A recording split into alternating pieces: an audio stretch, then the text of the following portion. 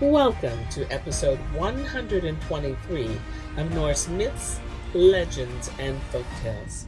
My name is MyLinda Butterworth, and today we learn why it is important to learn how to use the tools you own when you have a magical quern or mill in the story of Why the Sea is Salty. Once on a time, but it was a long, long time ago, there were two brothers, one rich and one poor. Now, one Christmas Eve, the poor one hadn't so much as a crumb in the house, either of meat or bread. So he went to his brother to ask him for something to keep Christmas with, in God's name. It was not the first time his brother had been forced to help him, and you may fancy he wasn't very glad to see his face. But he said, If you will do what I ask you to do, I'll give you a whole flitch, that is to say, half of a pig of bacon. So the poor brother said he would do anything, and was full of thanks. Well, here is the flitch, said the rich brother. Now go straight to hell.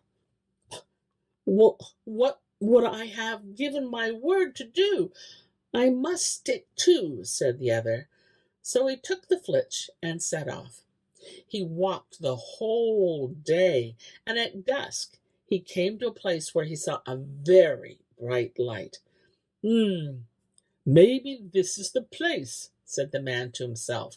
So he turned aside, and the first thing he saw was an old man with a long white beard who stood in an outhouse hewing wood for the Christmas fire. Good evening, said the man with the flitch. The same to you.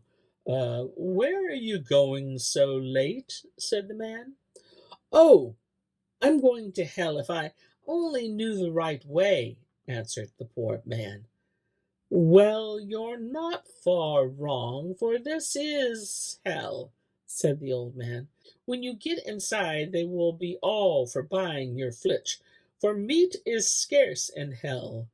But mind you, don't sell it unless you get the hand quern, which stands behind the door for it. When you come out, I'll teach you how to handle the quern, for it's good to grind almost anything. So the man with the flitch thanked the other for his good advice, and gave a giant knock at the devil's door. When he got in, everything went just as the old man had said.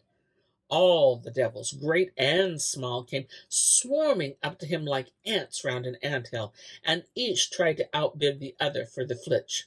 Well, said the man, by rights, my old dame and I thought to have this flitch for our Christmas dinner, but since you have all set your hearts on it, I suppose I must give it up to you. But if I sell it all, I'll have it for that quern behind the door yonder.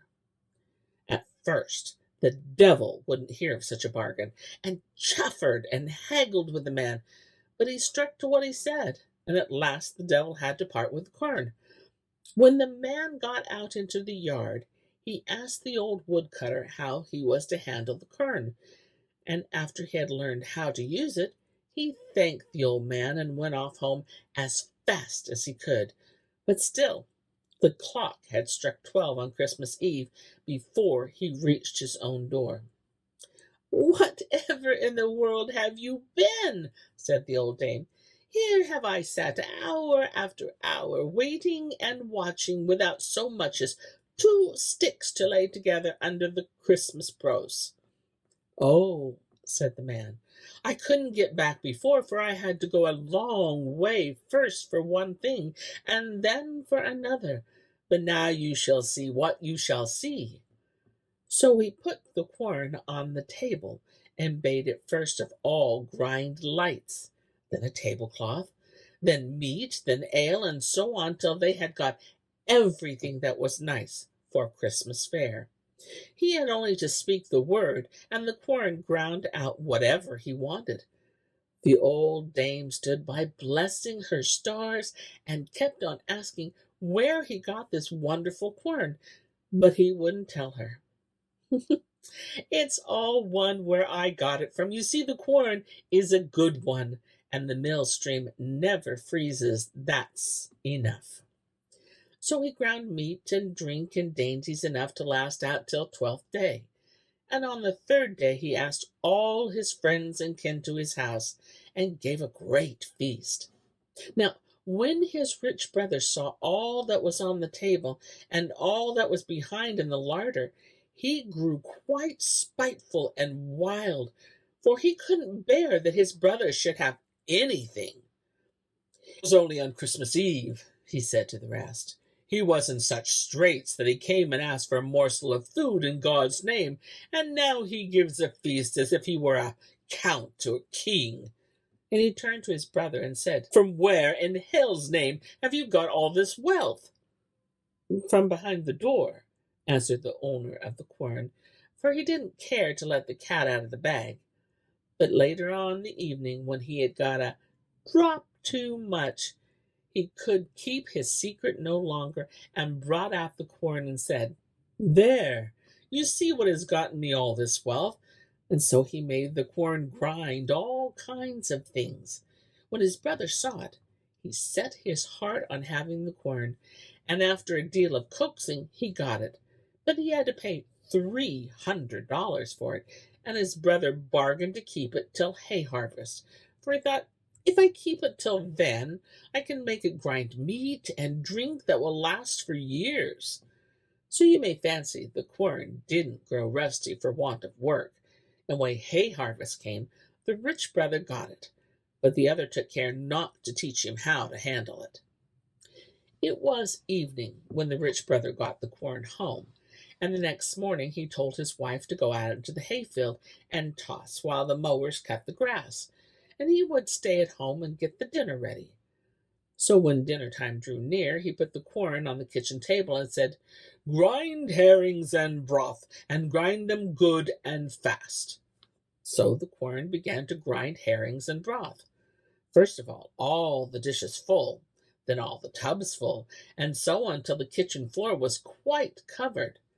Then the man twisted and twirled at the quern to get it to stop.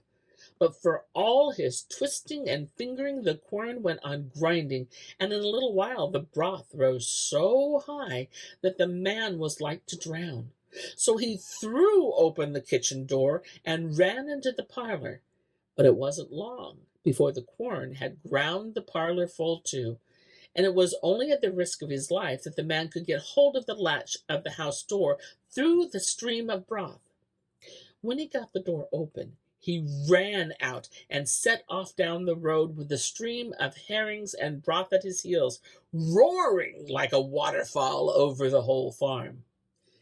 Now, his old dame, who was in the field tossing hay, thought it a long time to dinner, and at last she said, "Well, although the master doesn't call us home, we may as well go. Maybe he finds it hard work to boil the broth, and will be glad of my help." The men were willing enough, so they sauntered homewards, but just as they had got a little way up the hill, what should meet them but herrings and broth and bread, all running and dashing and splashing together in a stream, and the master himself running before them for his life. And as he passed them, he bawled out, "Would to heaven each of you had 100 throats, but take care you're not drowned in the broth." Away he went, as though the devil were at his heels, to his brother's house, and begged him, for God's sake, to take back the quern that instant, for he said, "If it grinds only 1 hour more, the whole parish will be swallowed up by herrings and broth." But his brother wouldn't hear of taking it back till the other paid him down $300 more. So the poor brother got both the money and the quern, and it wasn't long before he set up a farmhouse far finer than one in which his brother lived. And when the quern he ground so much gold that he covered it with plates of gold. And as the farm lay by the seaside, the golden house gleamed and glistened far away over the sea. All who sailed by put ashore to see the rich man in the golden house, and to see the wonderful quern, the fame of which spread far and wide, till there was nobody who hadn't heard of it. So one day there came a skipper who wanted to see the quern, and the first thing he asked, "Grind salt," said the owner. "I should think it could. It can grind anything." When the skipper heard of it, he said he must have the quern, cost what it would, for if he only had it, he thought he should be rid of his long voyages across stormy seas for a lading of salt. Well, at first, the man wouldn't hear of parting with the quern, but the skipper begged and prayed so hard that at last he let him have it. But he had to pay many, many $1,000s for it. Now, when the skipper got the quern on his back, he soon made off with it, for he was afraid lest the man should change his mind. So he had no time to ask how to handle the quern, but got on board his ship as fast as he could and set sail. When he had sailed a good way off, he brought the quern on deck and said, "Grind salt, and grind both good and fast." Well, the quern began to grind salt, so that it poured out like water. And when the skipper had got the ship full, he wished to stop the quern. But whichever way he turned it, and however much he tried, it was no good. The quern kept grinding on, and the heap of salt kept growing higher and higher, and at last down sunk the ship.